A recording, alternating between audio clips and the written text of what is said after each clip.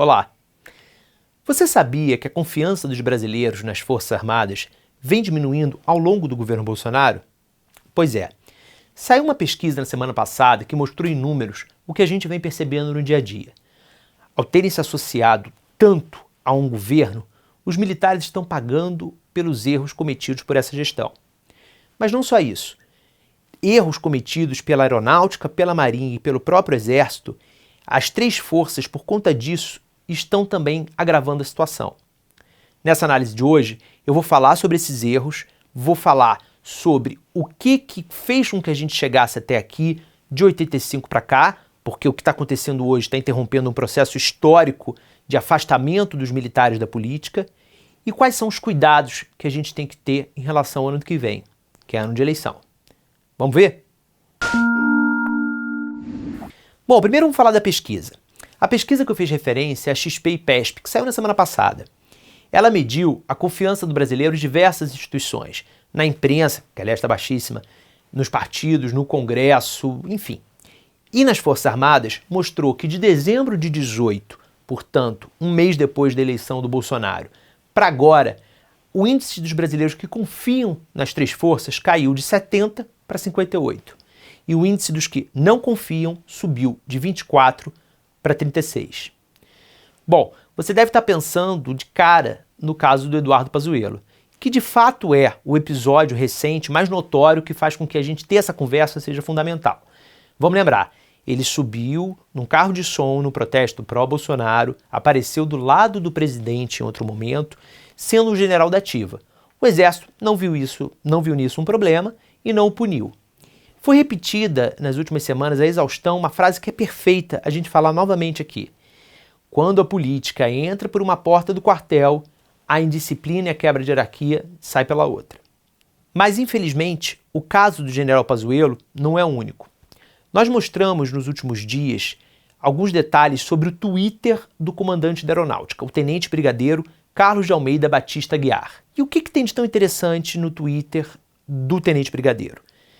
Bom, na sexta-feira, a gente contou na coluna que a deputada Bia Kicis estava dizendo, à torto e direito, inclusive tuitou também naquele dia, que o comandante da Aeronáutica havia dito a ela, havia revelado para ela, que votara nela em 2018 e que tinha orgulho do voto que tinha dado, que ela estava, as palavras exatas foram essas, honrando o voto dele. Isso por si só já seria gravíssimo, porque quando eu voltei ao Twitter do comandante, eu fui na aba de curtidas e vi que ele tinha curtido o comentário da deputada, como que aquecendo, como que concordando, validando o que ela havia dito. E aí eu fui descendo o scroll e fui vendo as outras curtidas. E aí eu fiquei impressionado, porque lá havia curtidas em posts políticos do presidente Jair Bolsonaro, ele se autoelogiando, que não deixa de ser exatamente uma novidade, posts anti-esquerda, curtidos pelo comandante, e até posts comparando o covidismo ao comunismo, que é uma das narrativas translocadas que os bolsonaristas espalham por aí na tentativa de banalizar a Covid como se 500 mil mortos não tivesse a gravidade que tem. Isso é muito, muito grave. O comandante não viu o problema, curtiu inclusive ao longo do sábado um novo tweet da deputada Bia Kicis criticando essa nossa reportagem, mostrando a gravidade das curtidas dele.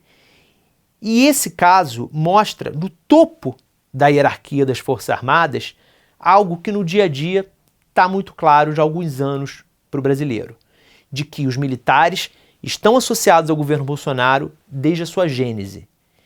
Vamos falar de 2017?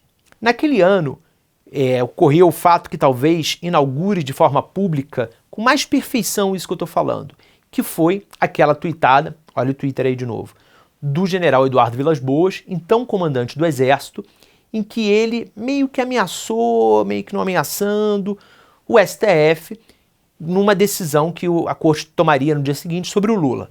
Acabou que no dia seguinte, realmente, a decisão do plenário do STF foi contra o Lula, foi meio que a pá de cal para ele ser preso. Os ministros dizem que de maneira nenhuma foram influenciados, e é provável que não tenham sido, mas O fato é que naquele momento você teve o comandante do exército se metendo escancaradamente na política. Ali ele não estava sozinho, ele estava falando pelo alto comando do exército, que é o grupo de 17 generais que comandam que comandam o exército, são a cúpula do exército, e que ali aquele tweet dele foi acordado com todo mundo. O que torna tudo ainda mais grave, porque significa que ali não era uma politização individual do comandante do exército, mas sim de toda a cúpula da força. Agora vamos fazer um retrospecto? O que isso difere do que eram os militares nos anos anteriores, nas décadas anteriores? Por exemplo, os militares que eu conheci. Eu nasci em 1986. A ditadura acabou em 85. Os militares sob a democracia, e eu até recentemente só tinha vivido na democracia, agora que eu estou descobrindo as faces autoritárias dela, os militares não se metiam na política. O presidente Fernando Henrique Cardoso criou um Ministério da Defesa comandado por civil. Essa novidade isolou mais ainda a política e os quartéis, que é como deve ser. Só que nós erramos bastante também ao longo dos últimos anos. Como sociedade, nós fomos tolerando que os militares fossem entregue a eles missões que nada tinham a ver com o ofício militar. Missões de segurança pública, missões relacionadas ao meio ambiente, missões relacionadas à saúde, coisas que não têm nada a ver com a função principal de defesa do território brasileiro, defesa do país. Esse holofote talvez tenha sido o germe da entrada novamente da política nos quartéis. Envaidecidos, alguns até deslumbrados pelos holofotes, os militares topavam honradamente essas missões, mas não aceitavam que tivessem o mesmo tratamento dos civis. Esses erros são da nossa conta. Mas há os erros dos militares que eles não podem cometer no ano que vem. 2022 vai ser um ano de eleição. E não é que seja ideal que eles não se metam. É o correto. Eles não podem se meter. O que o comandante da aeronáutica faz hoje no Twitter não pode ser tolerado e não pode se repetir. Comandante de força, aliás, militar em geral, não deveria ter Twitter. Eu entrevistei em 2018 um cientista político da Universidade de Stanford, nos Estados Unidos, que tem um apelido no mundo da ciência política de Mr. Democracy, de tão estudioso que ele é do tema da democracia, do assunto democracia, o Larry Diamond. E eu perguntei a ele naquele momento sobre o que ele achava do episódio do Eduardo Vilas Boas. O Diamond me respondeu que achava um absurdo, achava que comandante militar nenhum tinha que ter Twitter, muito menos para falar de política. E que, num país de democracia sólida, esse tipo de caso tinha que ser exemplarmente punido. A gente não pode achar normal que um comandante de força tenha Twitter para falar de Bolsonaro, de Lula, de quem for.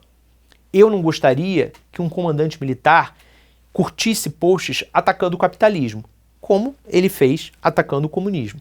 Não gostaria que um comandante militar, de maneira nenhuma, se elogiasse um presidente ou criticasse outro. Não é papel deles. Eles têm que cuidar dos quartéis e lembrar que o papel do militar é defender o país e não se meter na política.